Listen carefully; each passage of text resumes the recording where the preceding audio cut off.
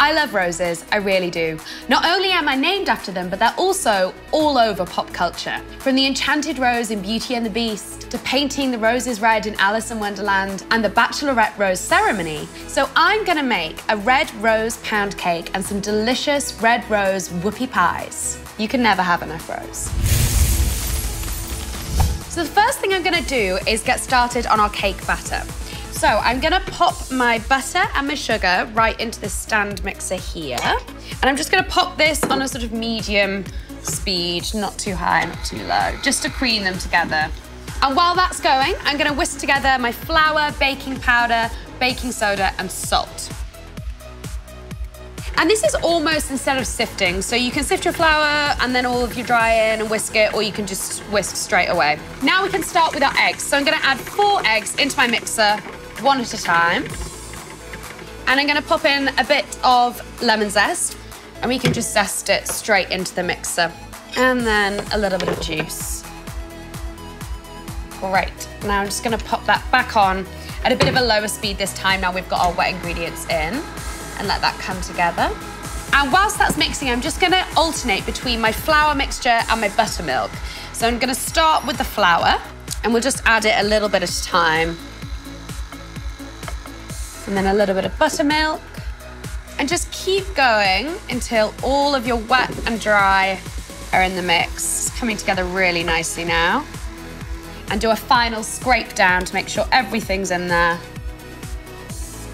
Okay, so this is ready. You can see our mixture's nice and smooth and thick. There's no lumps of flour or anything.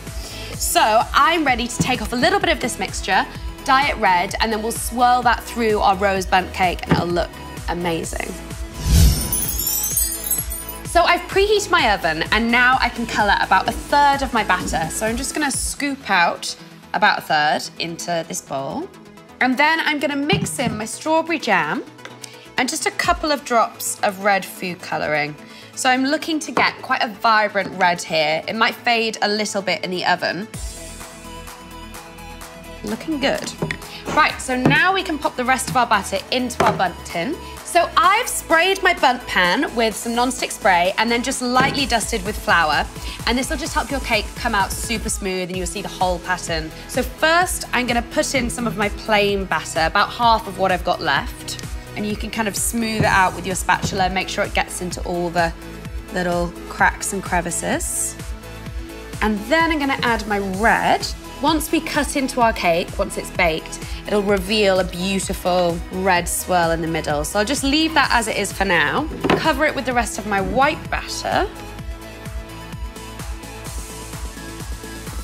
Okay, and I'm just gonna take my spatula now and just coax this round to kind of hide the red underneath. So taking just a normal knife, I'm gonna pop it into the batter and just swirl around so that you move that gorgeous red batter through the cake and it's gonna reveal a beautiful swirl.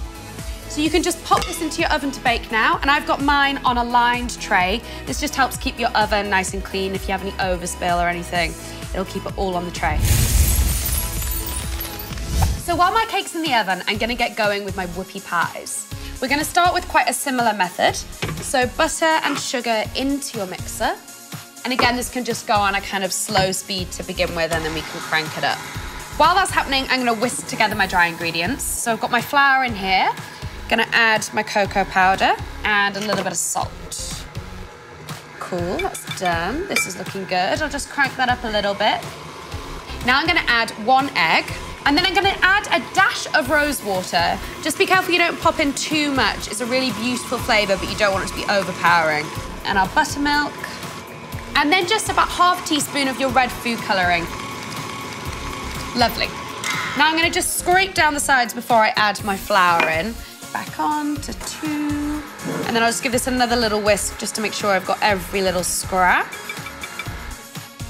So I'll just do that folding in now, make sure everything is nice and smooth. It's looking really good.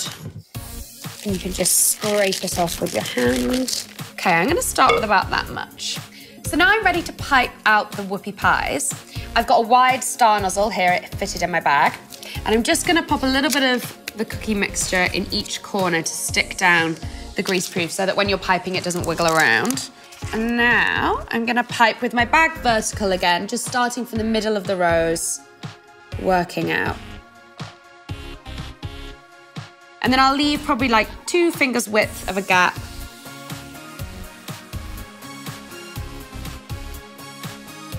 And then keep going until you've filled up your tray.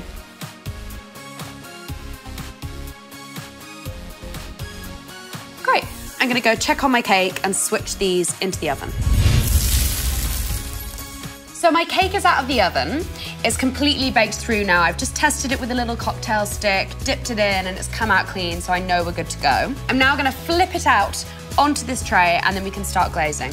Now you want to place your hand firmly on the base of the cake and the other on the underside of your tin, and then in one confident move, flip over the cake and place it onto the wire rack. And now you can just very slowly and gently wiggle off your tin. Wow, looks great. So I've got my icing sugar in my bowl, and I'm gonna add in pomegranate juice and then quite a lot of our red food coloring. We want it to be super vibrant. Now I have my electric whisk. I'm just gonna start very carefully and work around the bowl. I'm just gonna stop and scrape down the bowl. I wanna just make sure I get in all of the icing sugar without splashing myself. Now it's quite a thick glaze, so just give it a bit of elbow grease and get rid of all the lumps of icing. Wow, look at that, super shiny. Now my glaze is ready to go. So I have my cake on a wire rack, and that's just gonna catch any of the drips while we're glazing. I'm gonna start with a spoon and just get a nice amount of our glaze and start by dripping it over the top here. And just keep working around your cake with the icing just dripping off your spoon, and then you can kind of just smooth it out. This actually reminds me of my first Valentine's Day with my boyfriend. He came to meet me at the station. I'd been away for like 2 weeks on a job. And he came and met me at the station with a red rose, and it was kind of the most cringe, but also the cutest thing he'd ever done. And I still have it in my bedroom, all dried up. Roses have always been a big part of my life, and they always will be. And then now all that's left is I'm just gonna make sure the middle of the cake is also coated. So this now can go off and set aside until the glaze is completely set and we're ready to cut into the cake. Now my cookies have baked and cooled, I can crack on with decorating them. So I'm just gonna turn over one cookie and pipe a little blob in the middle. You don't have to be too careful about it. And then just squish the other cookie on top.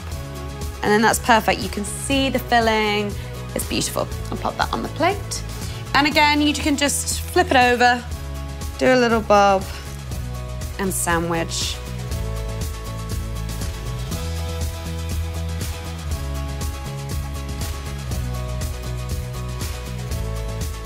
And there we have it, the ultimate feast. Our lemon rose bundt cake and our red velvet rose whoopie pies. Let's cut it open. Gorgeous. Wow, check out the swirl on that. I just can't wait to try this. It's amazing. You can really taste the lemon, and the pomegranate in the glaze is the cherry on top of the cake.